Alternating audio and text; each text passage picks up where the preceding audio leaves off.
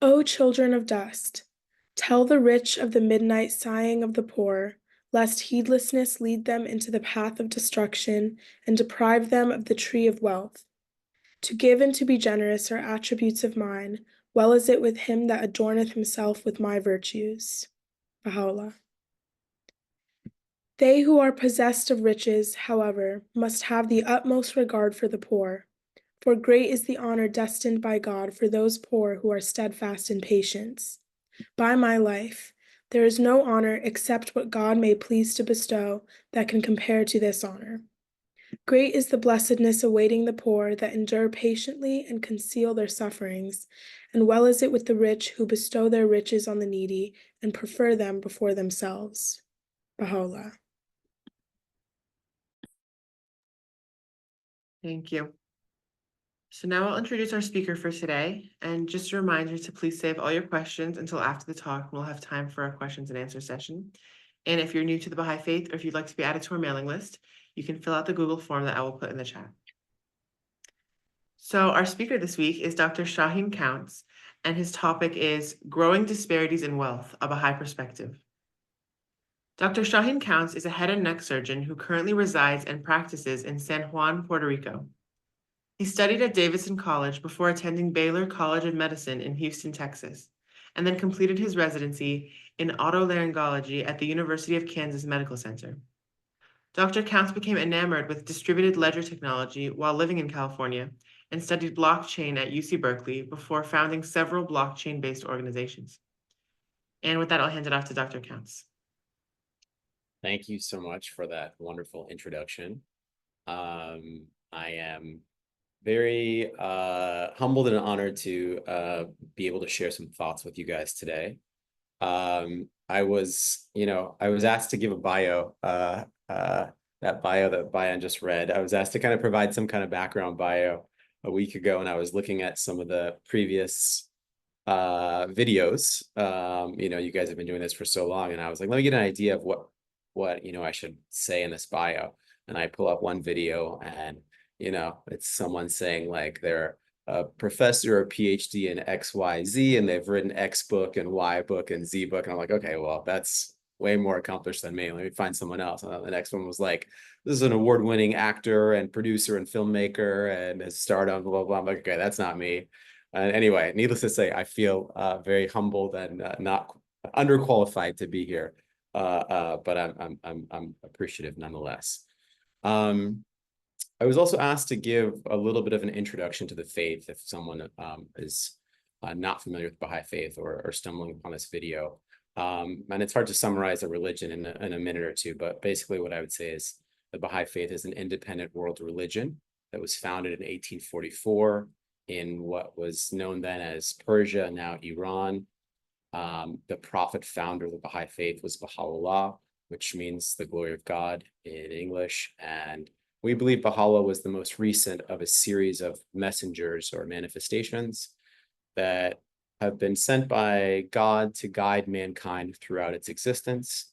So we believe Krishna, Buddha, Zoroaster, Abraham, Moses, Muhammad, Jesus Christ, and Baha'u'llah are all messengers or manifestations of God and messengers of this one unfolding religion of God, whose spiritual teachings, if you look at these prophet founders, they all kind of gave a very similar spiritual message, and it's only the social teachings that changed to the era in which they came to mankind and the region of the world to which they came. Some of the guiding tenets of the Baha'i Faith are the oneness of humanity, that we're all one race, the human race, and despite racial, gender, ethnic, and creed differences, we're all the same.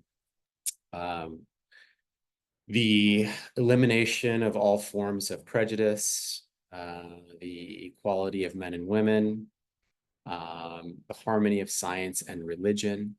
That is to say, there's this theme in the Baha'i writings that we are spiritual beings in essence, but we do have a physical existence.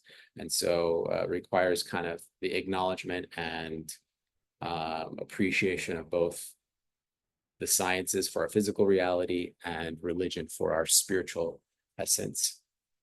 And one of the other principles of the Baha'i faith is the elimination of the extremes of wealth and poverty. And it's kind of to that I'm going to discuss and share a few thoughts today with you guys, with your permission. Let's see if I can share. So I'm going to be talking a little bit about growing disparities in wealth and give you my perspective as a Baha'i. Again, these are my interpretations of Baha'i writings and you know, my individual take on things. I got interested in this topic. I think it kind of started growing up. I came from a lower middle class family. We were comfortable, but we, you know, money was something that was an issue. My mom's going to be embarrassed that I'm saying this, but we were in debt, you know, most of my childhood when I was growing up, and I remember my parents fighting, you know, frequently over money, and it was a source of tension, and so it's something that I thought about. Specifically, I remember my father was a consultant, and so he kind of jumped around as far as employment goes. And because employment is so tied in, or health insurance is so tied in with employment, I often didn't have health insurance. And I remember that was a big issue, was going to the doctors, getting sick, you had to worry about a big bill. So that was a big deal. And then when I was 15, my parents and I decided that it would be a fun idea for me to go to this international boarding school in Canada. And so I went there, and I remember I had a fabulous year, but I remember getting sick in the middle of the winter, and it was kind of a pretty bad cold. I can't remember if it was a bronchitis or a pneumonia or something like that. And it was more than the school nurse could handle. So we had to go into town and see the doctor. And I remember seeing the doctor and getting prescribed antibiotics. And at the end, I was kind of, you know, freaked out about getting some big bill. And they said, that's it. And I was like, don't I owe something? And they were like, no, you don't owe anything. And I was like, what are you talking about, Willis? How can I not owe anything? And they informed me, they're like, Shaheen, you are a resident of Canada this year because you're a student. And as a resident of Canada, you're covered by the national healthcare system here. And it was just kind of this idea that blew me away, that they had this really cool system that covered the basic healthcare needs of its residents. And I think that carried with me as I went on in my career to decide to become a physician, and in medical school and in residency. And I remember that idea of, like, you know, some kind of nationalized healthcare system was such an interesting idea to me because I had experienced it firsthand, but I was always a minority in medical school and in residency, being someone who thought that it was a good idea. In fact, most of the people around me would say, what are you talking about, Shaheen? A nationalized system doesn't work. The doctors get paid peanuts, and we're working so long for so many years to become physicians. We need to be compensated appropriately, and nationalized healthcare systems don't work. And so I was kind of really in the minority. Occasionally, I would run across classmates or other doctors who had similar ideas, and I realized that there was kind of like this line in the sand, and those of my colleagues that were open to kind of the idea of a nationalized healthcare system, or really kind of discussing that kind of system, were those of us that had grown up either without health insurance or kind of worrying about money and the cost of things. And then everybody else, the majority of people, the doctors around me, who were adamantly against nationalized healthcare system, or really didn't want to even entertain the idea, were those that were brought up kind of with means and never really had to worry about it or see the world from a point of view of not having the ability to pay. And it kind of made me think about kind of if that was analogous to, you know, if you grow up, or if you're white in America, it takes an extra level of understanding and kind of putting yourself in someone else's shoes to know what it, you know, to kind of understand what it's like to grow up a minority in the United States, to face discrimination or to feel disenfranchised. You have to expose yourself to other people that have had those experiences, and then learn from it, and then appreciate that that's a problem that exists, because maybe it's not something that you ever really firsthand dealt with. I would imagine it's similar to, being a woman and understanding what, or being a man and understanding what a woman feels like being a woman in this country and other countries, and what that experience is like. And so I think I realize that there's something to this, your socioeconomic background and where you come from, your experience with this. And if you don't have exposure to that, you don't think about these issues. So, and that stuck with me. So with that, I'll kind of get into my talk. So let's kind of define the problem or the state of inequity in the world. So this graph looks a little bit complicated when you first look at it, but this is from a report that came out in 2021, and it's called the World Inequality Report. But essentially, if you look at the left side, it talks about global income. And if you look at the right side, it talks about global wealth. And so if we look at income on the left side first, that red bar represents the top 10% of earners in the world. And so what this is saying is that the top 10% of earners earn over half of the income generated in the world. And the green represents the middle 40%, and the blue represents the bottom 50 percentile, so the bottom half of earners globally. And they only represent about 8% of the income generated annually.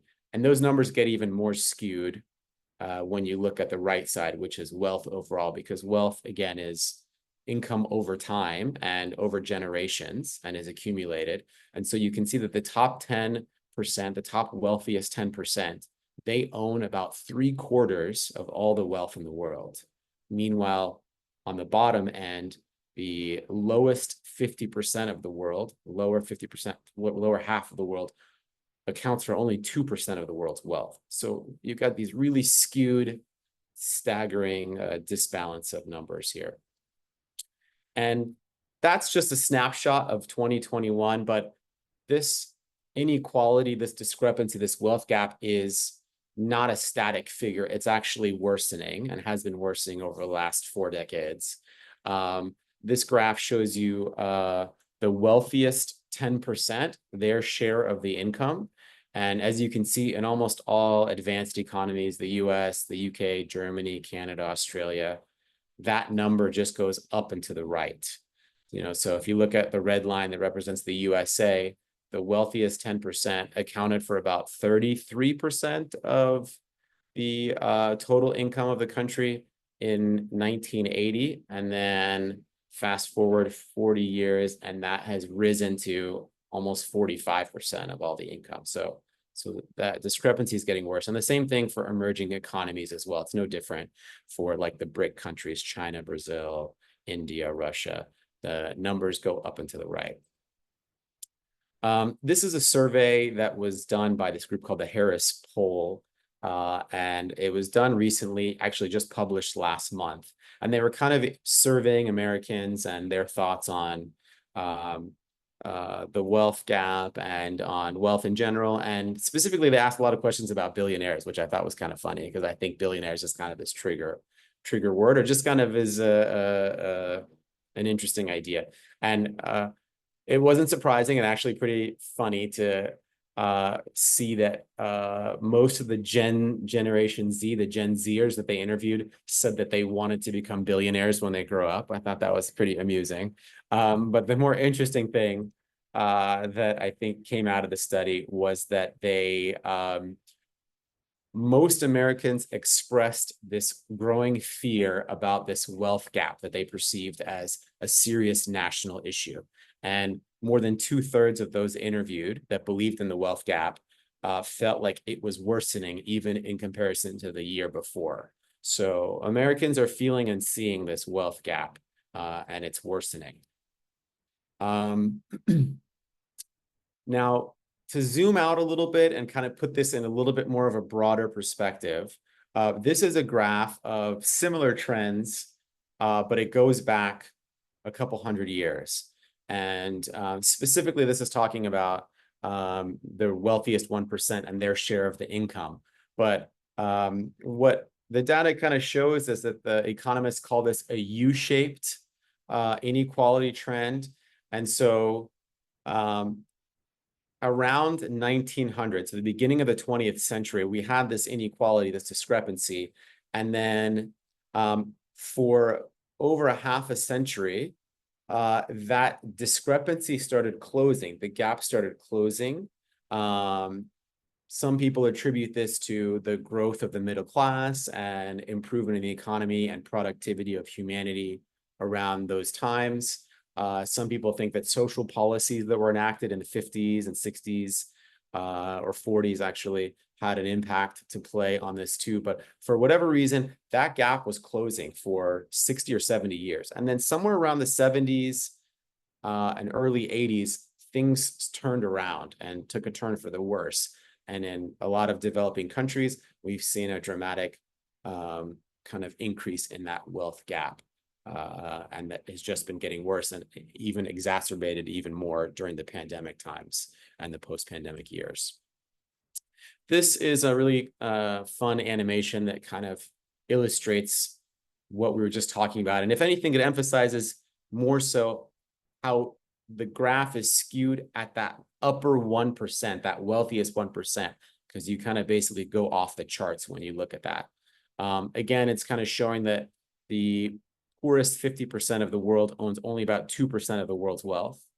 The top 10% of the world owns 3/4 of the wealth, and the top 1%, the top 1%ers own about 40% of all the wealth in the world, which is, you know, as you can see, kind of astronomically skewed at the very top. So why does all this matter? Well, this creates increasing social discontent amongst people of the world. You can only imagine if you're struggling to make ends meet. I think the data from the post-pandemic era shows that right now we have the highest levels of consumer debt, the highest levels of credit card debt that ever existed.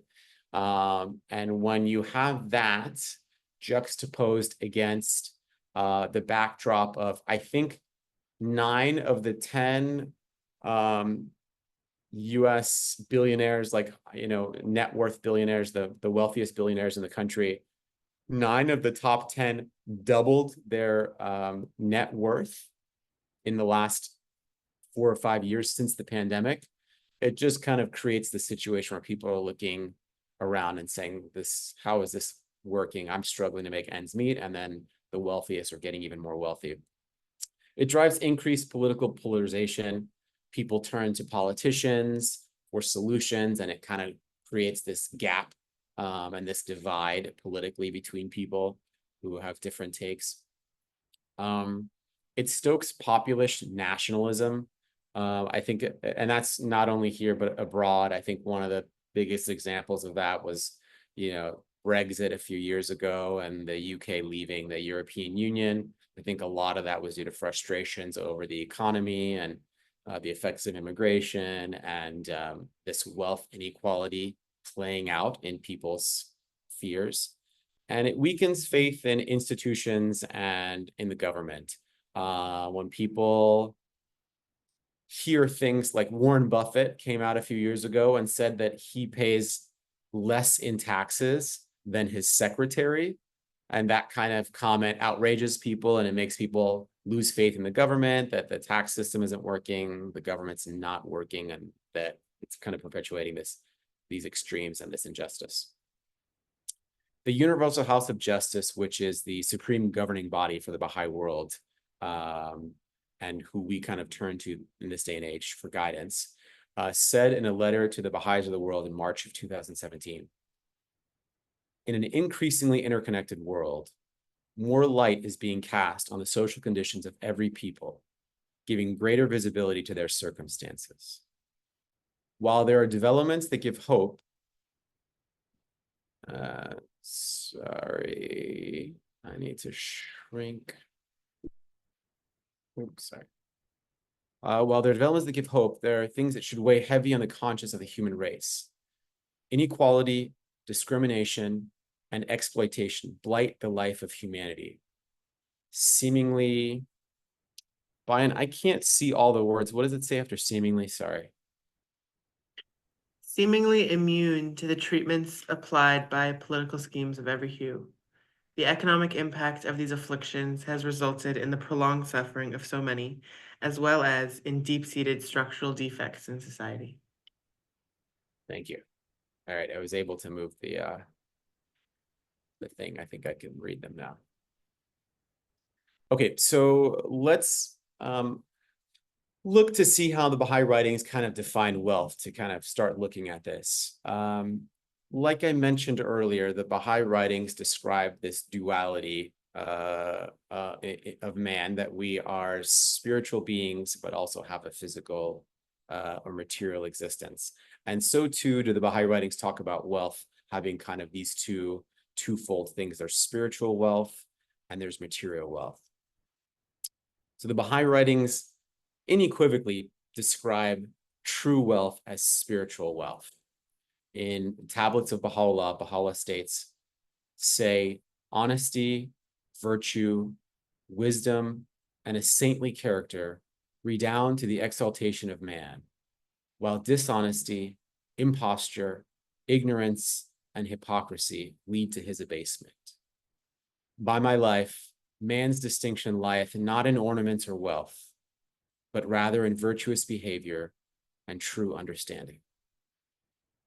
So again, here the writings emphasize that it is the development of spiritual virtues, of spiritual attributes, that really is kind of the true purpose of our lives, and not material wealth.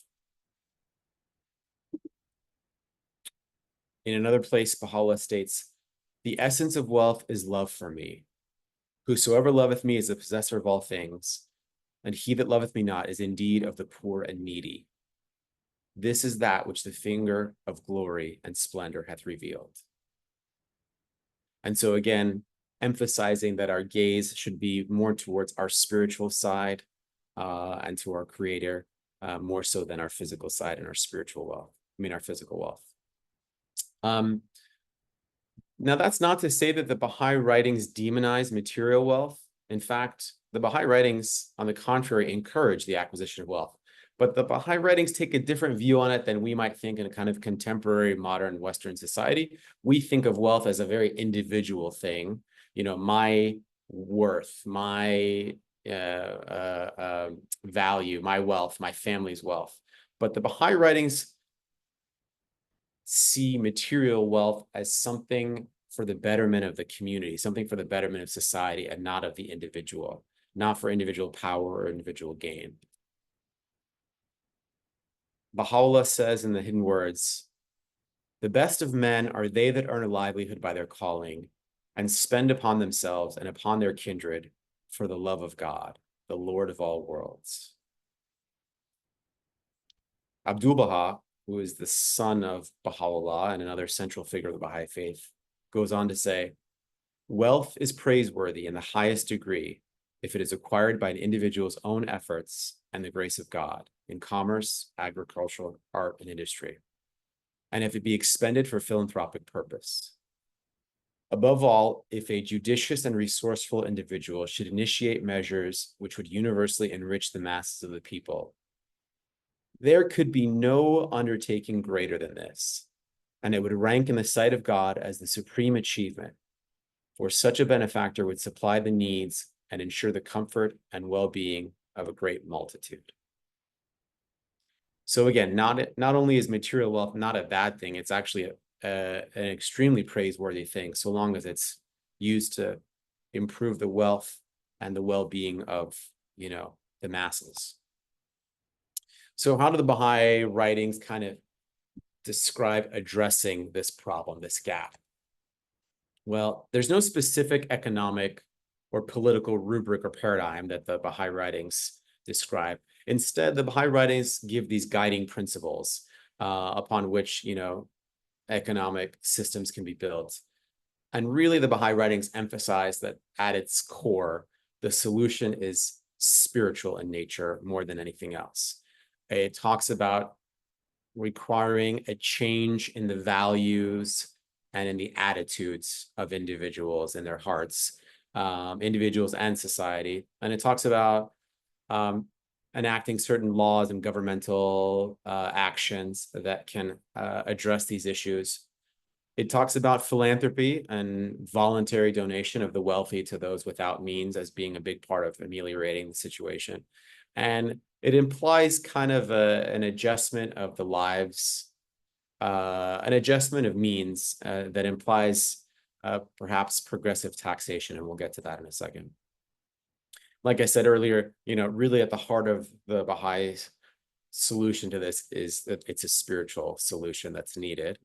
Abdu'l-Baha writes in the promulgation of universal peace, hearts must be so cemented together, love must become so dominant that the rich shall most willingly extend assistance to the poor and take steps to establish these economic adjustments permanently. Another principle that is emphasized in the Baha'i faith is moderation in all things, and specifically wealth is no exception to this. Abdu'l-Baha writes in the promulgation of universal peace, in the future, there will not be the abnormally rich nor the abject poor. The rich will enjoy the privilege of this new economic condition as well as the poor.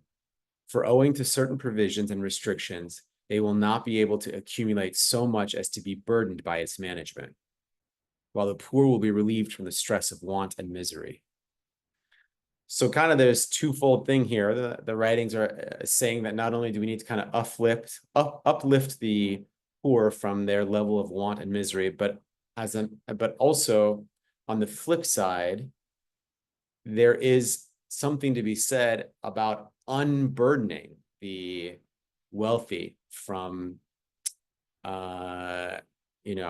from the burden of having too much wealth to manage. So it's kind of an interesting take from both sides.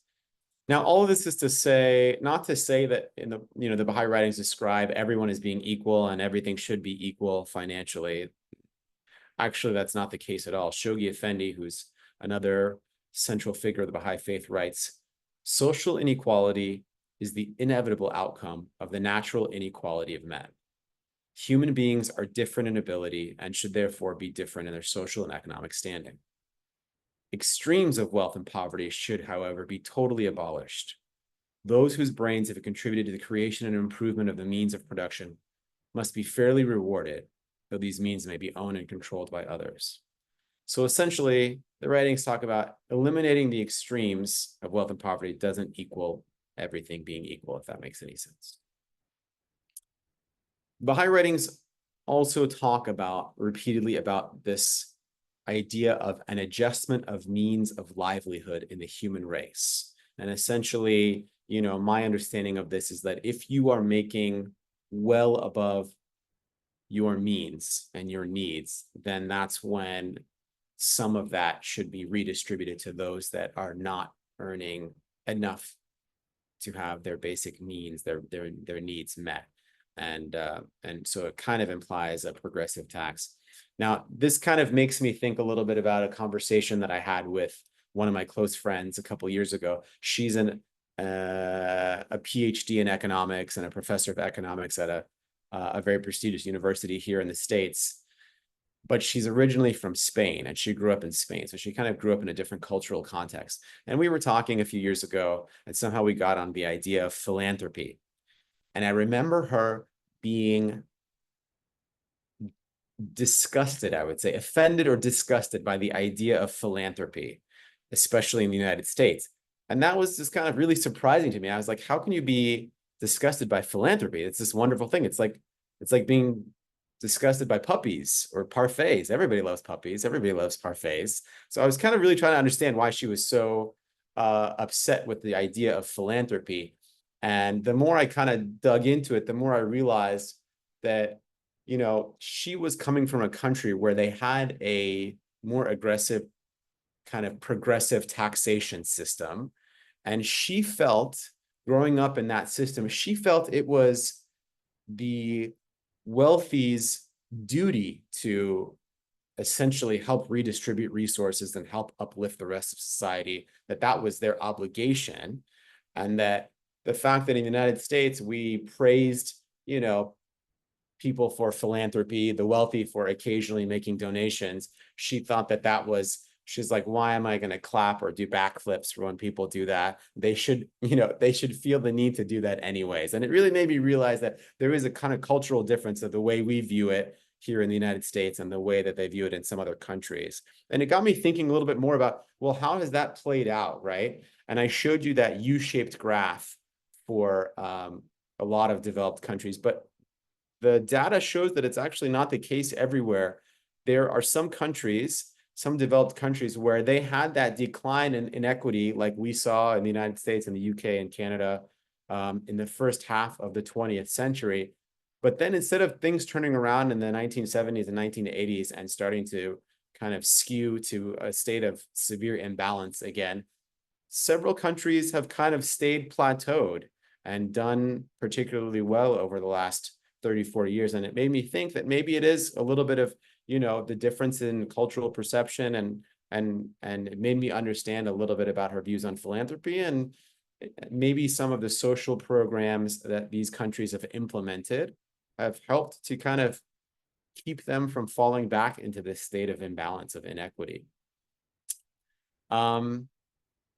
Lastly, I kind of wanted to talk about a few things that I think are interesting ideas that kind of coincide with some of the Baha'i ideas on improving this wealth gap, and kind of impart you with a little bit of hope, I guess, and some things to think about. So one of the interesting ideas that I think has come up in the last few decades is this idea of a universal basic income. And I don't know if that's something that you're all familiar with, or if it's the first time you're hearing it. It's basically this idea that all of the residents of a specific locality or even a nation are basically given a regular daily or weekly or monthly stipend. And it doesn't matter, you don't have to qualify for it. It doesn't matter your employment status or your, age. Everyone is kind of imparted this, monthly stipend or check. And there's been some interesting experiments with this. The first kind of program where they did something like this was in Manitoba, Canada, and it had some very positive results on the local economy. There was another pilot program done in Stockton, California, not for everyone in the city, but I think for maybe a few hundred people. And I think in that particular study, they were giving $500 every month to the people that qualified for or who were people that were enrolled in this program. And something really fascinating developed, and that was the cohort that was receiving the universal basic income or this stipend every month. At the end of the study, had a statistically significant jump in the number of people that had full-time employment in that group that was getting the stipend compared to the control group or the cohort that didn't get this stipend. And it was kind of interesting because a lot of the critics of this program or this idea, would say that, oh, this is a system and whereby people are just going to sit back and collect the check, and it's not going to benefit society.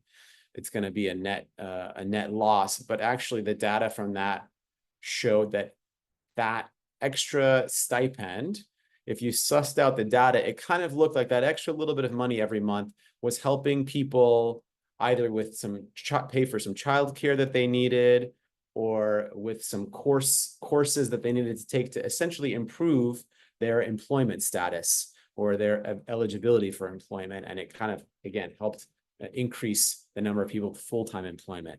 And so it was a very interesting result. And there's been a lot of pilots with universal basic income. This idea has been floating around for a while now in a lot of different countries. And I think more data, more research kind of needs to be done, but it is an interesting idea of basically kind of giving a stipend to help uplift that lowest echelon of people. Another interesting idea that I think coincides with, the Baha'i writings and the Baha'i take on things. A lot of the emphasis in the faith is enacting things at a local level. There's a lot of emphasis in the Baha'i faith as of recent of neighborhoods and localities coming together. And there's this idea of local currencies that's been around for a few decades. And essentially the idea of local currencies is a supplemental separate currency that can be used to promote local businesses and local commerce, maybe in areas where they don't have enough funding or access to enough resources to generate this activity on their own, but they create this supplemental currency, businesses use it for commerce, and then it kind of uplifts the community together and brings value to the community. One of the best examples of this was in Ithaca, New York, actually. For a couple decades, they have these things called Ithaca dollars, or they actually called them Ithaca hours because it represented your hour's worth of labor. And I think at the peak of that program, there was maybe 700 or 800 local businesses in Ithaca, New York that were accepting and utilizing and transacting in this currency. And it really did help kind of uplift the economy and local businesses for a while. Eventually it faded out. I think the person that kind of started the program, he moved away, and without him promoting it, it kind of wasn't as popularly used. And then it also, I think, faded when we started moving into digital payments and people were using credit cards more for everything. And the Ithaca dollar, unfortunately, did not kind of transition into electronic payments, and so kind of phased out. There's been some other experiments with local currencies in Africa. Specifically, Kenya has done a few with positive results, uplifting results for the communities that implement them. So I think it is an interesting idea. And then lastly, another really interesting idea, I think maybe the one with the most promise, in my opinion, is blockchain technology or distributed ledger technology. And not to kind of get into a technical explanation of what that is, but really a blockchain is, think of a distributed database, a database that no single entity owns or controls, but is kind of shared by the community via the internet. And it has these very specific attributes that I think are going to enable a new era in human trust, kind of like the internet enabled a new era in human dissemination of information. I think blockchain technology is going to enable a new era in human trust, especially over distances, over borders, across the world. Blockchain technology is inherently transparent to everyone to see, immutable in the sense that no single entity or government can make changes to this database. And like I said, there's no central authority. So it's very decentralized. And I think there's a lot of implications that are interesting about that. To kind of jump back to the writings, in the World Order of Baha'u'llah, there's a quote that says, "A mechanism of world intercommunication will be devised, embracing the whole planet, freed from national hindrances and restrictions, and functioning with marvelous swiftness and perfect regularity." And I think my personal interpretation is that is the internet. That is what this passage was kind of describing. We have this new system that's connected the world in amazing ways from an information standpoint. But that passage also goes on to say a uniform and universal system of currency will simplify and facilitate intercourse and understanding among the nations and races of mankind. And I think that blockchain technology and some sort of digital asset that's maybe built upon the foundation of blockchain technology might in the future take up that role, the mantle of a universal currency that the entire world can use, that is not at the whim or subject to the machinations of any specific government to control or manipulate. I'll leave you with this quote from Baha'u'llah that I find very inspiring. "Be anxiously concerned with the needs of the age you live in, and center your deliberations on its exigencies and requirements." And I think that's kind of a challenge, the writing, that's Baha'u'llah challenging. You know, I personally see that as a challenge to kind of really have these things, these issues that are facing us as a human race, you know, at the top of my mind, to challenge myself to kind of work towards finding solutions for these things. And I kind of challenge you guys to keep thinking about these things in the same way. Thank you. Thank you so much, Shaheen, for your talk. I really enjoyed the data because I didn't know about the U-shaped thing before at all. And I think that's really interesting that it was going down for a while. And and also the ideas at the end about local currencies. I'd never heard about any of these things, so I'm really appreciative for your talk. So we now have time for questions. So if anyone has a question, you can put it in the chat and I'll read it out. We have one question that asks, what role do Baha'i institutions and the concepts of collective consultation play in tackling growing wealth inequality at both community and societal levels?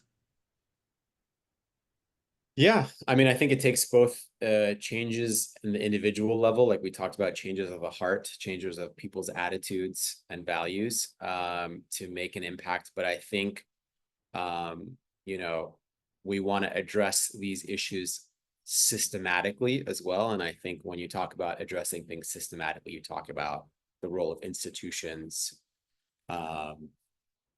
and and policies being enacted. And I think that's the role of Baha'i institutions, Baha'i assemblies, and other institutions to kind of systematically create programs that might address these inequalities or these issues. Thank you. Another question asks, how do we balance promoting economic justice and education with fostering spiritual and moral education? Sorry, can you say that again? Yeah. How do we balance promoting economic justice and education with fostering spiritual and moral education?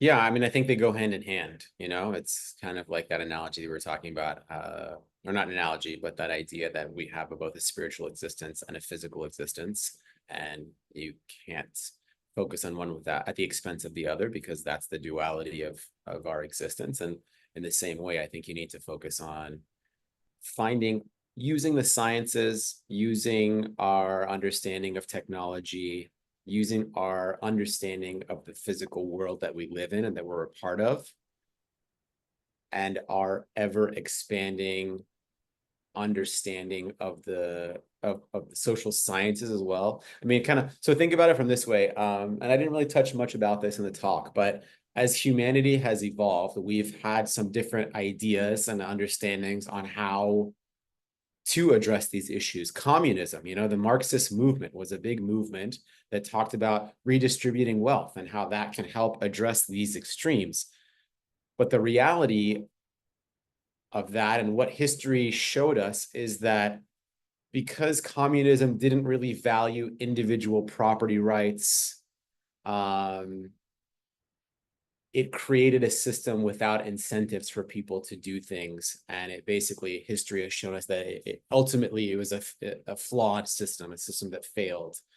I think that, the next step in our evolution was kind of this idea of capitalism and the free market. And, there was proponents of that who said the free market kind of fixes everything. And if you just let the market be free, that's kind of going to resolve all of these issues. But I think, my understanding and my reality is that I don't think capitalism in and of itself fixes everything. I think there are ultimately problems that it creates as well, with regards to the environment, with regards to the creation of these extremes. I think in the United States specifically, we've seen the situation where capitalism has eventually created a system where the wealthy have lobbyists that can manipulate the government and the tax structures to benefit themselves over maybe the masses, and create an even worse kind of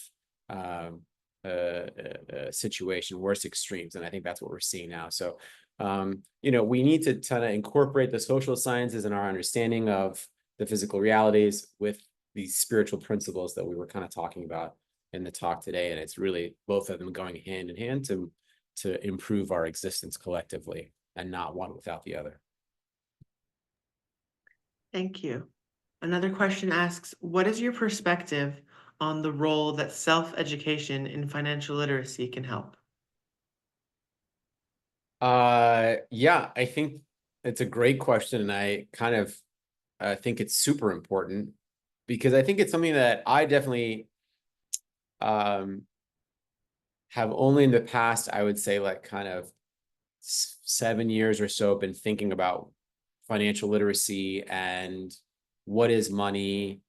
I think there's a lot that's happening behind the scenes from a governmental standpoint, that ultimately affect the welfare and the well-being of everybody. Inflation is kind of this silent thing, that we're seeing. Let me put it this way. We're seeing the effects of governments manipulating what the money supply and affecting the outcomes of people and the welfare of people. So countries like Argentina, Venezuela, where Zimbabwe, where the governments have manipulated the currency to so much of a degree that it's devalued, it's debased their currencies compared to other world currencies. And so then you start to realize, okay, well, which governments are doing that? Oh, most governments or all governments are doing that to some degree. So I think becoming more financially literate, understanding how money works and how inflation works, I think can help us understand the problems. And, the first step to tackling these problems is understanding the problems better. The next question asks, what do you think about the welfare system in the US? Yeah, it's a great question. We talked about, Bayan, you and I were talking about that U-shaped graph, right? And how most people weren't aware that things were getting better for the first half of the 20th century. I think a big part of that had to do with some of the social programs that were enacted in this country. The New Deal, FDR implemented a lot of social programs. That's where some of the welfare programs got their start. Social Security, is a big program. And my dad was like, don't forget to talk about Social Security, because that had a huge impact on this country and the welfare of people. And I think some of those programs, even Medicare and Medicaid, when those first started, had a huge impact in improving the condition of the impoverished or the lower social economic rungs.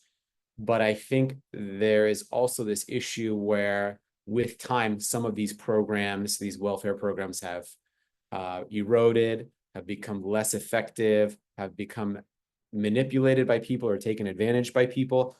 Corruption has come into this.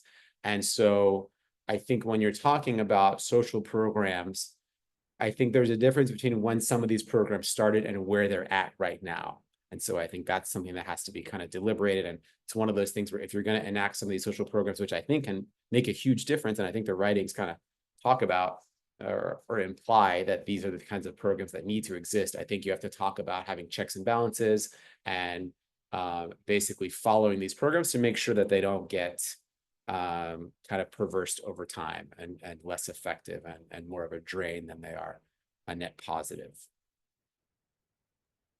Thank you. Another question asks, the land should belong to the one who toils on the land, and the garden to the one who works there, and the factory to those who pour their very life into creating things. What is your opinion on this? Yeah, I mean, I agree. And I think the quotations that I kind of discussed earlier support that. Like I said, I think the Baha'i writings do talk about individual property rights and preserving those as being a fundamental part of how we kind of move forward. But I think you have to balance that with what we mentioned earlier. Whereas if you are making well above your means and there are others around you for whatever reason are making below their means and not able to sustain their needs, then I think that needs to be redistributed in some way, whether it's through philanthropy, through progressive taxation, through some social programs. And that's not to say we would take away someone's land or factory or anything, but maybe the excess wealth that's created can be more appropriately kind of redistributed for the betterment of society. Thank you. Another question asks, aren't food stamps the same as local currency? So food stamps, I would not call them the same as local currency, because local currency is currency that can be used for all kinds of commerce and business. Food stamps specifically have one focus, and they're just like kind of to make sure people are using a specific form of welfare to purchase food products and consumable goods. So I would say that's more of an example of a social program or a welfare program. And again, I would say it's subject to kind of what I mentioned earlier, where these programs can absolutely have a positive impact, but need to be kind of monitored for, their efficacy and tweaked and adjusted. And I think some of these programs have not been doing that and are kind of more of a net drain these days. Another question asks, what is the recommended attitude in the Baha'i Faith to wealth acquisition and to income level? Choosing low-income employment can block the possibility of buying healthy food and so compromise one's health. Yeah, I think, like some of the writings we looked at, it says, that wealth acquisition is not something to be demonized, and it's something that is praiseworthy, so long as the wealth acquisition is distributed to society. I think in terms of, yeah, I guess that when you kind of ask that question, the implication is I guess, should you choose something where you have the potential to earn a higher income versus a lower income job? And I think it really, depends on your interests. And yeah, I don't think there's anything that necessarily says that you should, veer towards the higher income types of professions over the lower income types of professions. I think they're all equally, noble. Thank you. Another question asks, would the law of Hurula help? Yeah, I think that's one of the other things. I didn't really touch upon that because it's something that Baha'is are familiar with, but non-Baha'is aren't. The law of Hurula is translated essentially the right of God, and it's this requirement that all Baha'is have to, after you look at your finances for any given year, and after you take away all of your required expenses, your housing expenses, your food requirements, all of the kind of necessary expenditures that you need to make in the year, whatever is left after that, you take a percentage of that.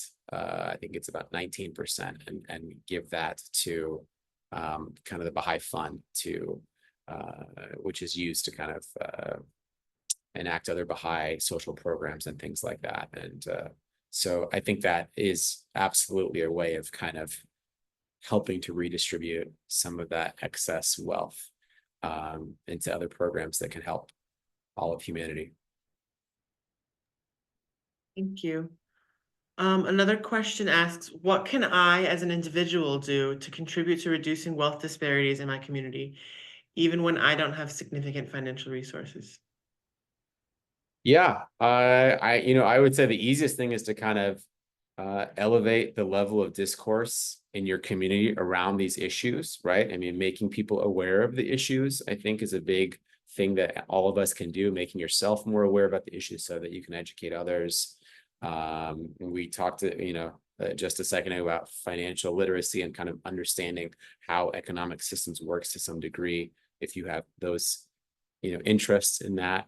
And that's the easiest way to get started.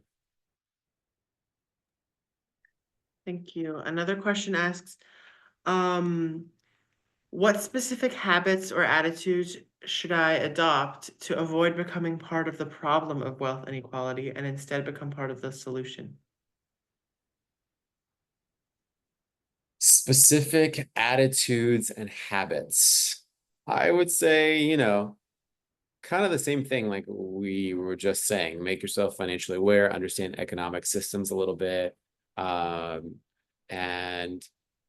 just like I touched earlier on the analogy of sometimes it takes an extra level of understanding to empathize or put yourself in other people's shoes. So like, again, a white person understanding what it's like to be a minority that's been discriminated against, or a male understanding what it's like for a woman, to feel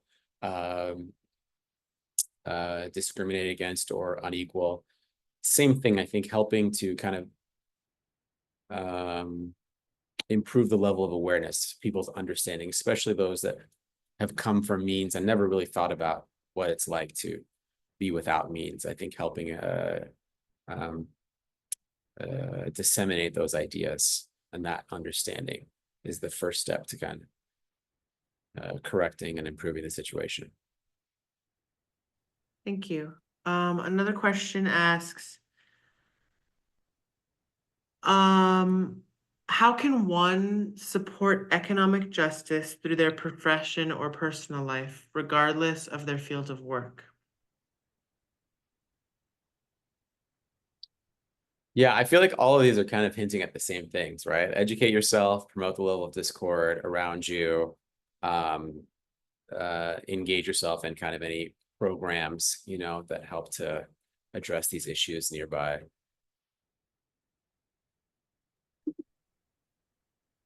Thank you. Do we have any other questions?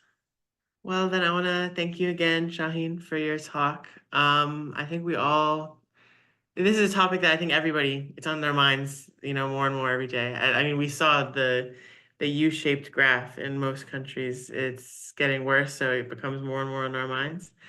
And I want to thank you for, bringing it to our attention, bringing it to the top of our minds. Yeah, thanks again for the opportunity to share my thoughts. So now I will introduce our speaker for next week. So our speaker next week is going to be Miss Peymane Parhami. And again, these talks are every Saturday at noon Eastern time. So please invite your friends and family. And if you're new to the Baha'i Faith, or if you'd like to be added to our mailing list, you can fill out the Google form that I will put in the chat now. Thank you, everyone. I hope to see you all next Saturday. Have a great week. Bye.